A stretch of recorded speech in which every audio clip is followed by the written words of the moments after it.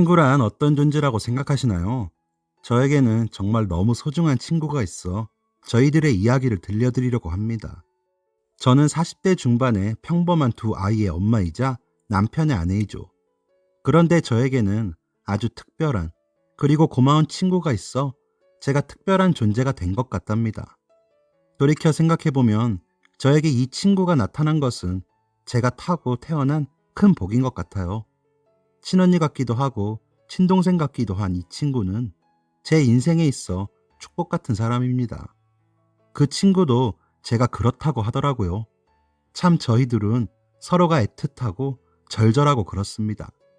앞으로는 더 그렇게 지내게 생겼는데요. 그 사연 한번 들어주실래요? 이 친구를 처음 만난 건 초등학교 4학년 무렵이었습니다. 오빠들만 둘이었던 저는 워낙에 극성맞고 왈가닥이었죠.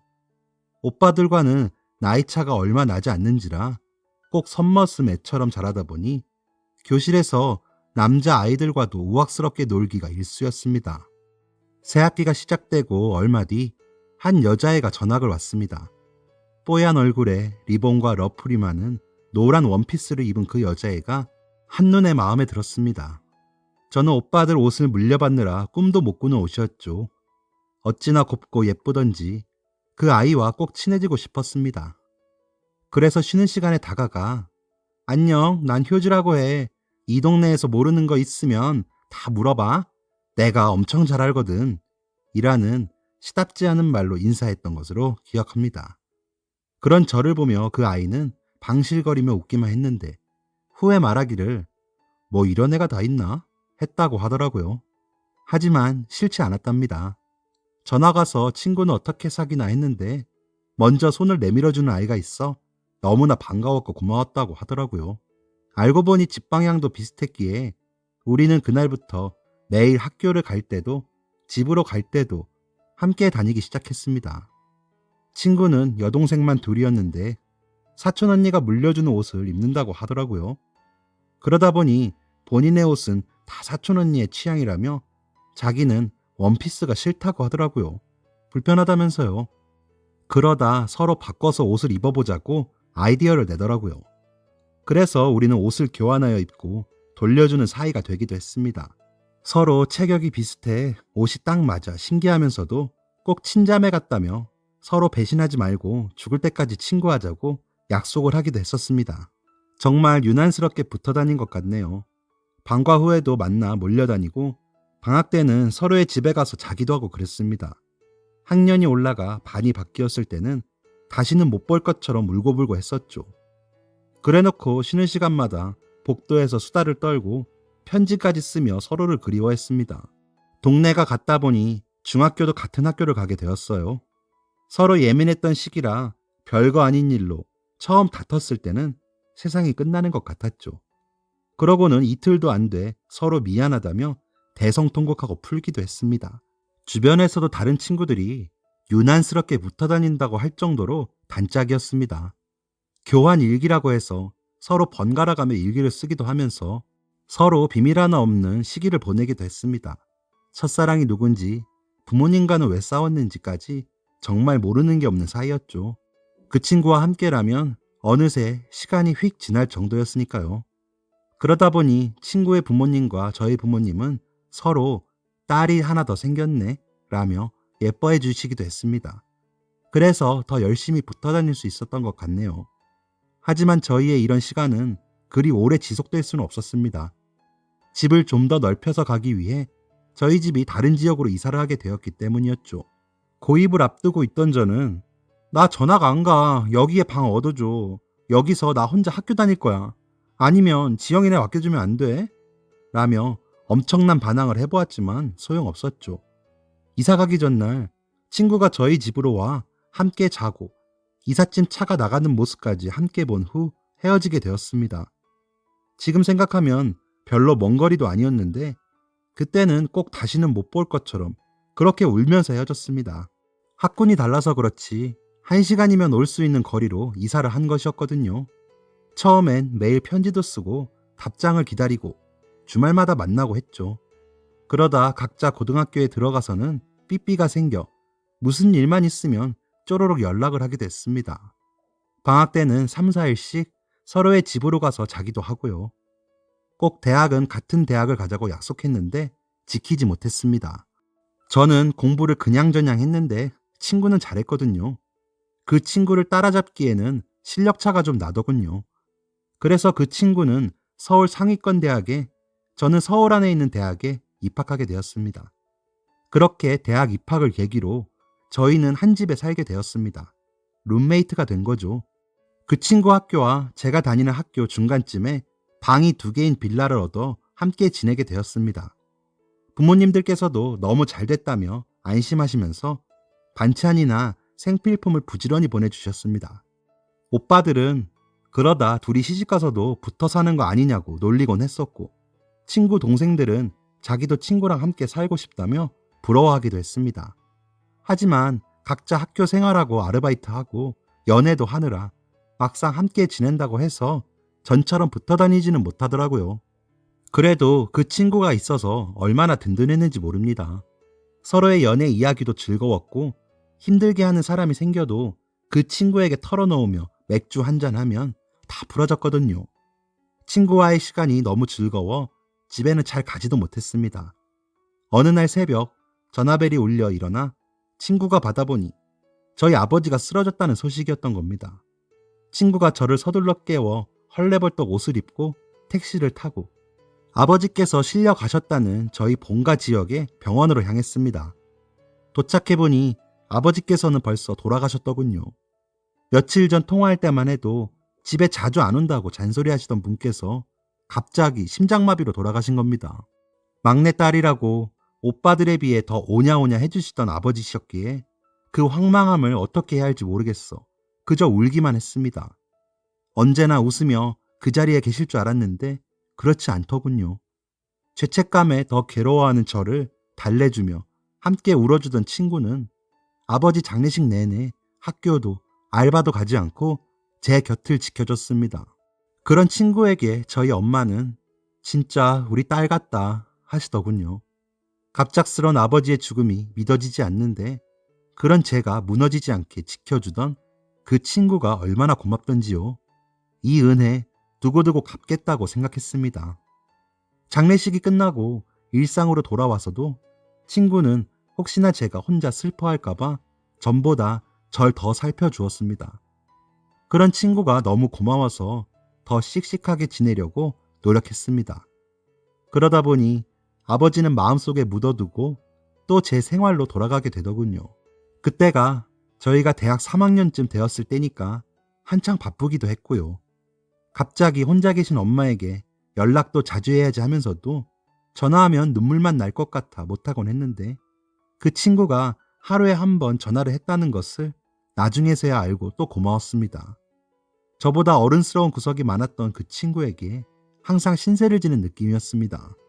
진짜 이 친구에게는 내가 뭐든 다 해줄 수 있겠다고 생각했습니다.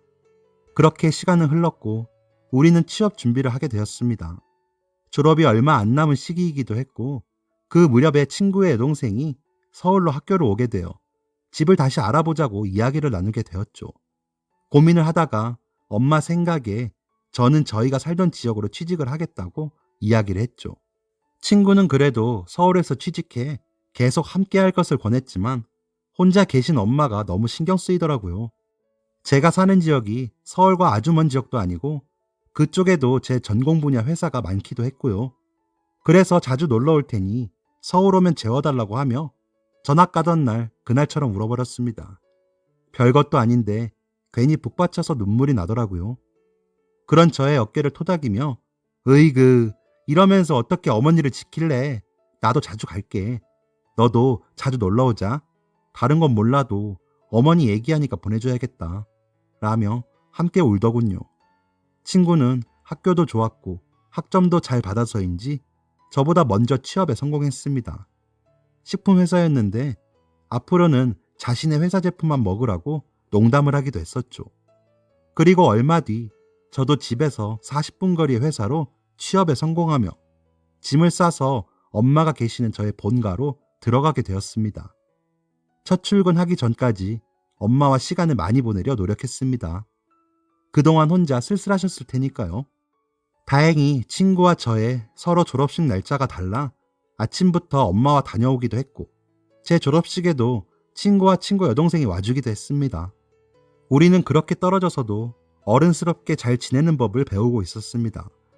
각자의 생활이 바빠지고 사회생활은 정신이 없었지만 가끔 서로의 안부를 물으며 1시간에서 많게는 3시간까지도 전화통화를 하곤 했습니다.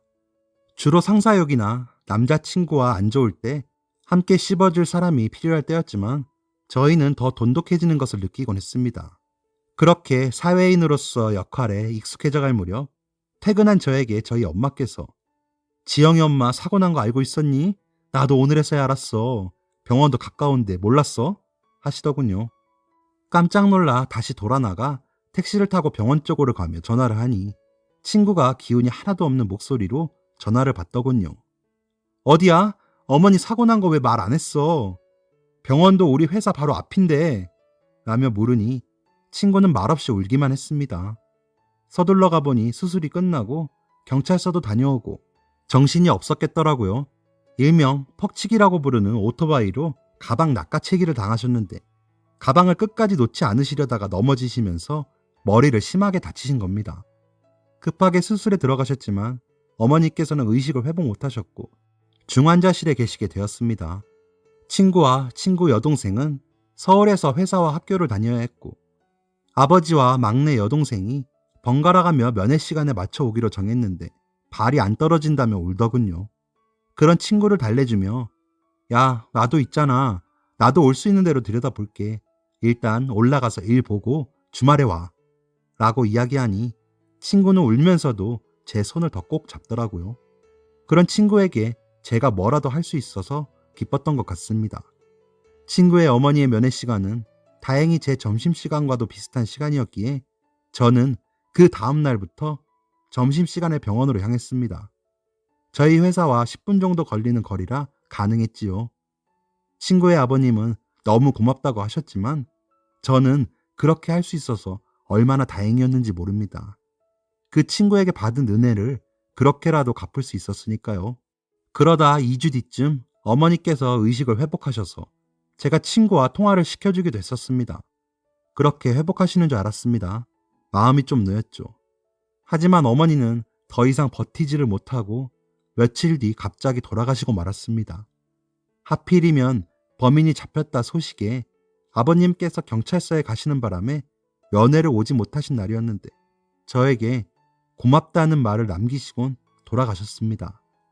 너무 갑작스럽게 상태가 나빠져 의료진들조차 예견하지 못했다고 하시더군요. 어머니께서 힘들어하셔서 서둘러 아버님께 연락드리고 친구에게도 연락한 후 막내 동생을 데리러 가는데 얼마나 눈물이 나던지 모릅니다. 회사에는 휴가를 내고 장례식 준비를 도왔습니다. 제게 연락을 받고 온 친구는 절 끌어안고 정신없이 울더군요. 저 역시 갑자기 아버지를 잃어봤기 때문에 그 마음이 어떨지 짐작이가 더 마음이 아팠습니다.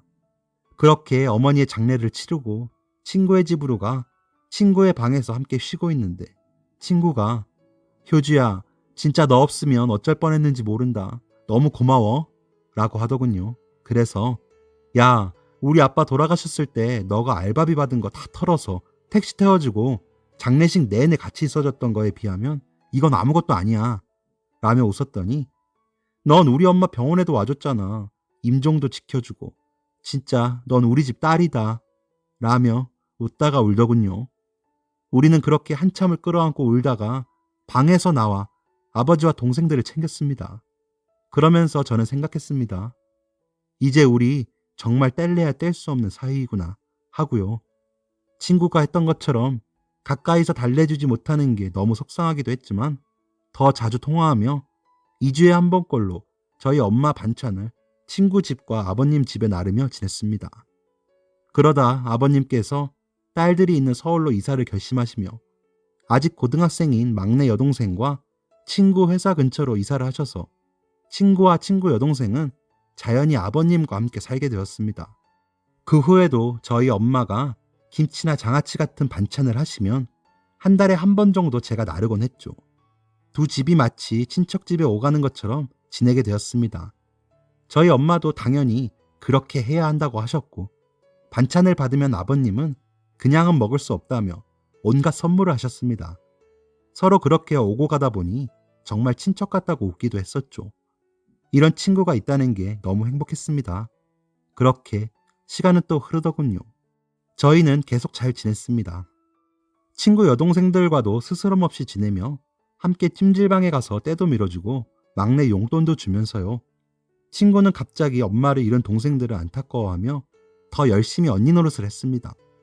그 덕분인지 막내 여동생도 서울 상위권 대학에 들어가더군요. 나이가 20대 후반쯤 되니 하나 둘 결혼을 하는 주변 친구들이 생기더군요. 하지만 저에게는 먼 이야기라고 생각하고 있었는데 프로포즈를 받게 되었습니다. 대학 때부터 사귄 남자친구가 이제는 함께 지내고 싶다며 반지를 내밀며 결혼하자고 하는 겁니다. 별다를 것 없이 밥 먹고 받은 프로포즈라 당황스럽기도 하고 아직 준비가 안 됐기도 하고 여러 생각이 들더군요. 그래서 생각할 시간을 달라고 했습니다. 그렇다고 남자친구가 싫은 것도 아니었습니다. 항상 제가 먼저인 사람이라 편하고 좋았습니다. 사귈 때도 제가 먼저 고백할 정도로 제 스타일이기도 했고요. 집으로 가며 여러 생각을 하고 있는데 친구에게 전화가 오더군요. 야, 프로포즈 거절했다며? 나랑 진태씨가 얼마나 고민하면서 만든 자리인데 거절을 해! 하더군요. 깜짝 놀라서 너랑 준비했다고? 라고 물으니 너 오늘 진태씨 뭐 달라진 거 못 느꼈어? 며칠 전에 전화 왔더라고. 프로포즈 하고 싶은데 너가 좋아하는 걸로만 준비하고 싶다고. 그래서 내가 같이 백화점 가서 다 골라주고 너가 좋아하는 식당 예약도 다 한 건데 도대체 뭐가 문제야? 라더군요.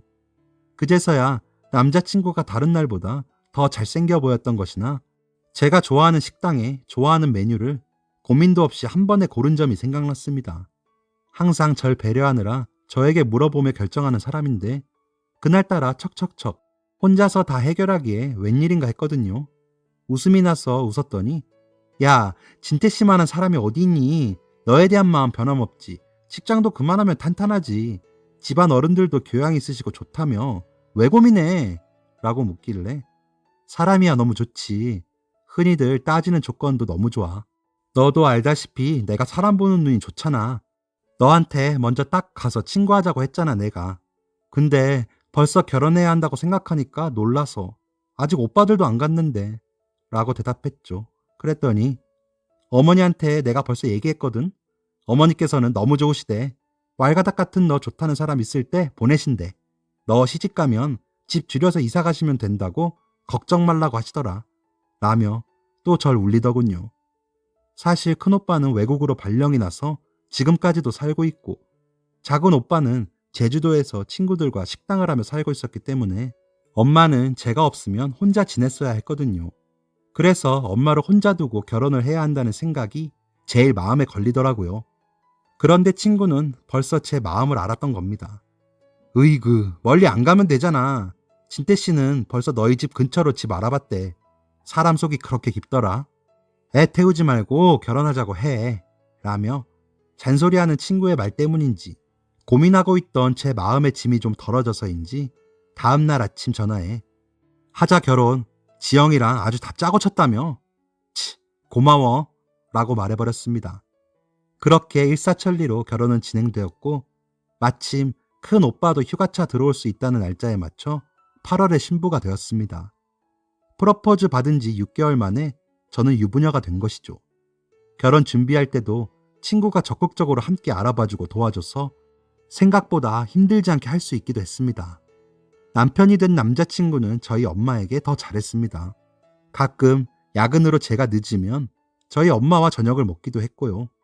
그런 남편에게 고마워 저 역시도 시댁에 잘하려고 노력했습니다. 시부모님들도 너무 좋으신 분들이고 너무 다정하셔서 진짜 결혼 잘했다는 소리가 절로 나왔습니다. 친구와는 여전히 잘 지냈습니다. 다만 전보다 더 자주 만나지는 못했습니다. 간혹 저의 신혼집으로 친구가 찾아와 남편과 함께 술을 곁들인 저녁을 먹기도 하고 저와 작은 방에서 자고 가기도 했지만 아무래도 아가씨 때와 같을 순 없더라고요. 저희 부부를 보며 자기도 연애하고 싶다고 습관처럼 말하던 친구는 하루는 남자를 소개받았다 하더군요. 회사 선배가 소개해줬는데 괜찮은 사람인 것 같다며 좋아했습니다. 얼마 뒤 그 소개받은 사람을 저희에게 소개하고 싶다고 하더군요. 그때 당시만 해도 친구 어머니 돌아가시고 한참 만에 하는 연애라 잘 돼서 연애라도 시작하길 굉장히 바랬거든요. 워낙 좋은 아이니 좋은 사람과 함께하길 바랬습니다. 만나보니 소개받은 남자분은 생각보다 더 좋은 분이었습니다. 저와 친구보다는 3살이 많고 저희 남편보다는 1살이 많아 저희 사이에서 큰형님으로 불리게 되셨는데 부드럽고 편하게 해주는 분이라 좋았습니다. 친구도 그런 점이 좋다며 잘 만나다 결혼할 것 같다는 말을 슬쩍 하더군요. 이제 나이도 있지만 무엇보다 안락한 느낌이 드는 사람이라 함께하고 싶다고 하면서요. 너무 잘 됐다며 축하하고 잘 되길 진심으로 바랐습니다. 그러더니 1~2달 뒤쯤 나 결혼할 것 같다 라며 이야기하더군요. 너 이모 됐어 라는 말과 함께요. 급하게 서둘러 배가 부르기 전에 식을 올리기 위해 친구와 저는 정신이 없었습니다. 식장도 급하게 알아봐야 했고 혼수도 알아봐야 했으니까요. 다행히 남자분 조부모님 집을 물려받아 리모델링까지 이미 해놓아 집은 준비가 됐더군요. 신혼여행은 친구가 입덧이 심해 생략하기로 하고 준비 3개월 만에 결혼식을 하고 친구도 유부녀가 되었습니다. 친구는 입덧을 참 심하게 했습니다. 그래서 회사도 그만두게 되었죠. 그런 친구가 우울할까 싶어 매일 통화하며 몸 상태를 체크하곤 했었는데 어느 순간 제 증상과 비슷한 겁니다. 친구는 제가 나무 열매를 받아 품 안에 꽁꽁 싸서 안고 가는 꿈을 꿨다며 궁금해 하더라고요. 혹시 몰라 테스트기를 사용해 확인해보니 2줄이 뜨더군요. 저도 임신이었던 겁니다. 원래도 생리가 좀 불규칙해서 몰랐는데 임신이었던 거죠. 저는 소위 말하는 먹덧이라 임신인 줄도 모르고 식욕이 든다며 엄청 먹었습니다. 병원에 가보니 10주가 되었다고 여태 모르셨냐며 놀라더군요. 아무튼 친구와 저는 비슷한 시기에 임신이 된 것도 너무 신기하다며 친구 입덧이 좀 잠잠해지면 아기 용품 함께 준비하자고 약속도 하며 기쁨을 나누었습니다. 저희 어머니께서는 저와 친구 아기의 베넷 저고리를 직접 만들어 선물해 주셨고 친구 아버님은 유모차를 미리 사서 보내셨습니다. 너무 이르다면서도 저희는 깔깔 웃으며 좋아했습니다. 출산을 하고서도 서로 정보 교환하느라 연락을 자주 주고받았지만 만나지는 못했습니다. 아무래도 지역이 다르다 보니 만나기는 쉽지 않더군요. 친구는 아들을, 저는 딸을 낳았는데 우리 나중에 사돈 맺자며 우스갯소리를 하고 서로를 그리워했습니다. 그 뒤로 저는 일을 다니며 저희 엄마께서 아이를 봐주셨는데 친구는 복직을 못하고 전업주부의 삶을 살게 되었습니다. 워낙 능력 있던 친구라 아깝기는 했지만 아이를 맡기고 나가기가 쉽지 않다더군요. 아이들이 좀 크면서는 주말에 가족끼리 캠핑도 가고 서로의 집으로 초대해 저녁도 먹고 했죠. 제가 둘째를 임신했을 때는 친구가 직접 바느질한 겉사계를 선물해 주었습니다. 그렇게 우리는 서로에게 무언가 해주고 싶어하는 친구 사이로 지냈습니다. 진짜 제 인생이 부족함 없는 감사한 삶이다라고 느끼며 행복했습니다. 그 행복의 상당 부분은 친구가 함께 해주는 것이 또 행복했죠. 그런데 참 알 수 없는 게 인생인 것 같습니다. 유난히 피곤해하며 지쳐하던 남편에게 병원 검진을 권했는데 검사 결과 신장에 이상이 생겼다는 겁니다. 신부전증이 이미 상당히 진행이 되었기 때문에 신장 투석을 해야 한다고 하셨습니다. 하늘이 노래지더군요. 투석이니 신장이니 이런 말들이 귀에 들어오지도 못하고 둥둥 떠다니는 것 같았습니다. 일단은 투석을 진행하는데 젊은 분이라 진행 속도가 더 빨라 이식 수술을 준비하는 게 좋을 것 같다고 하시더군요. 임산부였던 저는 검사도 받을 수 없었고 도련님과 시부모님께서 검사를 받으셨는데 시아버님께서 이식을 하실 수 있다고 하시더군요. 자식이 아픈데 이게 대수냐? 며 수술에 적극적으로 나서셔서 남편은 이식 수술을 받게 되었습니다. 남편과 시아버님은 평생 약을 먹고 식단 조절을 해야 하지만 그래도 건강에 큰 이상은 없을 것이라는 진단을 받고 태어나게 되었습니다. 이때도 친구가 신부전증 환자에게 좋은 식단과 효과 좋은 운동을 알아봐주고 친구 남편도 저희 남편에게 연락해 이겨낼 수 있도록 많은 위로를 해주더라고요. 너무 고마웠습니다. 몸에 좋은 식재료를 구해서 보내주기도 하고 아직 임산부인 절 위한 것들도 보내주기도 했거든요. 친구가 또 챙겨준다는 생각에 의지도 되고 좋기도 했습니다. 다행히 남편은 잘 이겨냈고 전보다 무리하지 않으면서 운동도 꾸준히 나가며 컨디션 조절을 해가고 있었습니다. 하루는 친구가 집에 와서 식사나 하자며 초대를 하더군요. 둘째 출산 예정일을 얼마 남겨두지 않아 그래서 그런가 하고 가벼운 마음으로 친구가 좋아하는 케이크를 사들고 남편과 아이들을 데리고 친구네 집으로 향했습니다. 우리 남편에게 맞는 식사를 직접 준비해 감사하고 즐겁게 식사를 마치고 후식을 먹는데 친구가 우리 한 3년쯤 중국에 가야 할 것 같아 하더군요. 놀라서 왜? 무슨 일 있어? 라고 묻자 남편이 중국 지사에 3년 정도 가야 한대. 나도 가고 싶지 않은데 또 혼자 가라고 할 수도 없어서 라며 울먹이더군요. 초4 때 만나 멀리 떨어지긴 했지만 국경을 뛰어넘어 나간다고 하니 또 마음이 안 좋더라고요. 그래서 언제 가는데? 라고 물으니 한 4개월 뒤쯤 둘째 낳는 건 보고 갈 수 있겠다 라며 웃으면서 글썽거리는 친구를 보니 저도 눈물이 흘러 주책맞게 울어버렸습니다.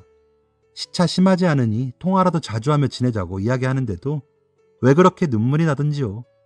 아이들은 놀다가 엄마들이 우니 따라 울고 남편들은 달래고 난리가 났었습니다. 친구 남편은 효주씨, 내가 너무 미안해요. 갔다 와서 내가 더 잘할게요. 라며 달래더라고요. 남편은 우리가 중국에 놀러 가면 되지. 상하이 쪽이라고 하셨죠? 거기 비행기 많대. 울지 마. 라며 쩔쩔매고요. 그 분위기에 친구랑 저는 더 눈물이 터져 수습하느라 애를 먹었습니다. 시간은 또 흘러 우리 둘째 아들이 태어났고 얼마 뒤 친구는 중국으로 갔습니다. 아이가 어려 공항에도 못 나가 비행기 타기 전 마지막으로 통화하면서도 또 눈물바람을 했죠. 그렇게 중국으로 간 친구는 3년이 지나서도 돌아오지 못했습니다. 물론 1년에 한 번씩은 휴가차 한국에 오긴 했지만 친구 남편이 일을 잘해서 그런지 중국 지사에서 놔주질 않아 오질 못하고 있는 것이었죠. 그 사이 친구는 임신을 해 둘째를 낳았고 다시 중국으로 갈 때는 매번 또 울면서 보내곤 했습니다. 그 사이 큰아이들은 학교에 들어갔고 각자 생활이 바빠졌지만 일주일에 한 번은 영상통화를 하며 그리움을 달래곤 했습니다.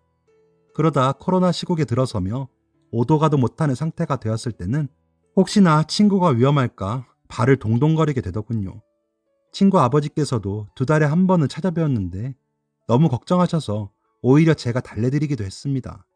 그래도 서로 잘 있으니 그걸로 만족하자며 마음을 달래며 지냈습니다. 그런데 남편이 몸 컨디션이 떨어진다며 정기검진 때 가서 다시 정밀검진을 받았는데 신장 기능이 떨어지기 시작했다는 판정을 받았습니다.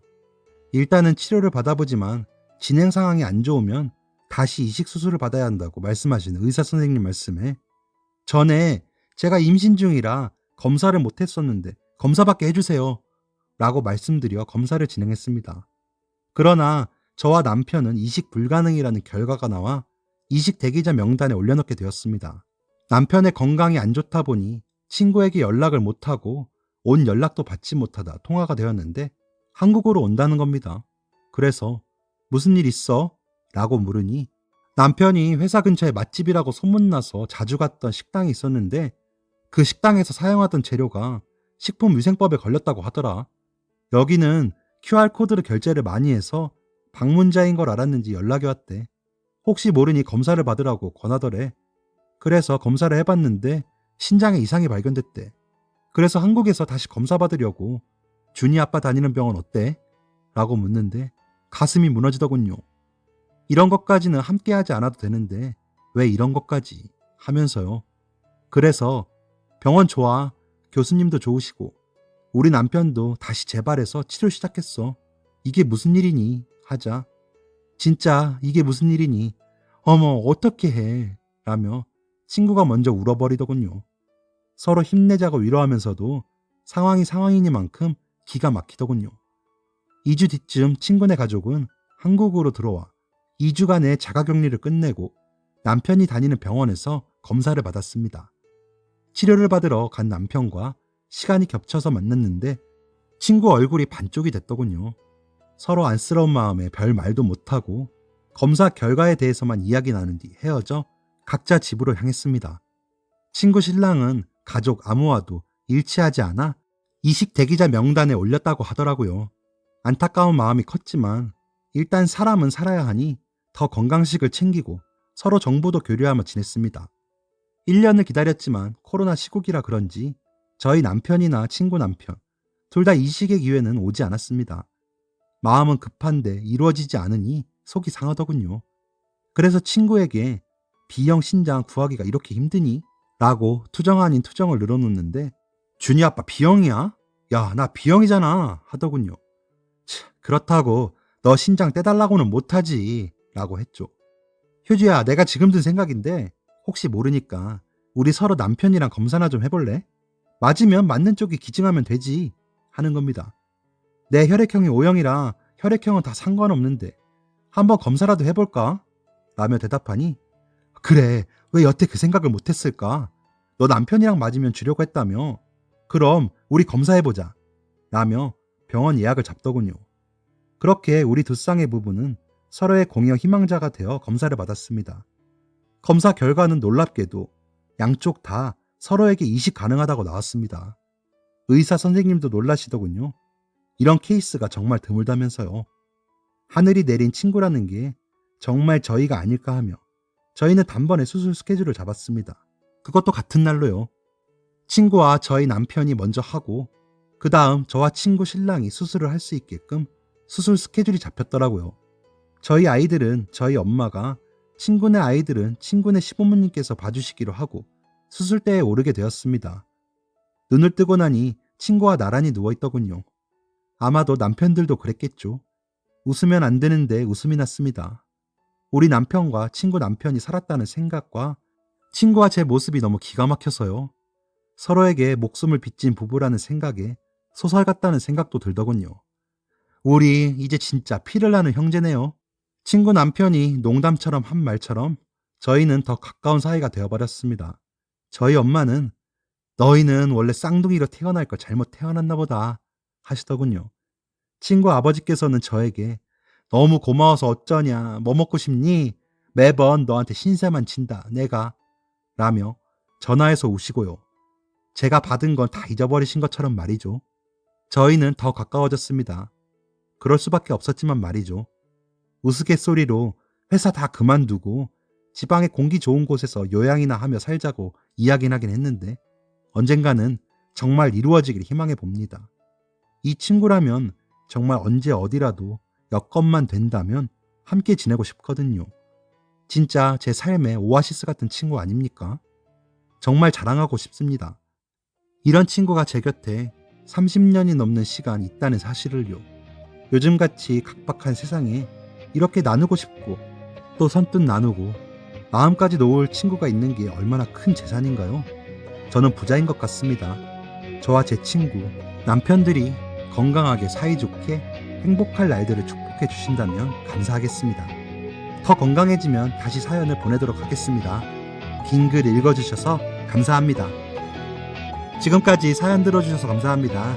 사연이 재밌으셨다면 구독과 좋아요를 눌러주세요. 감사합니다. 안녕히 계세요.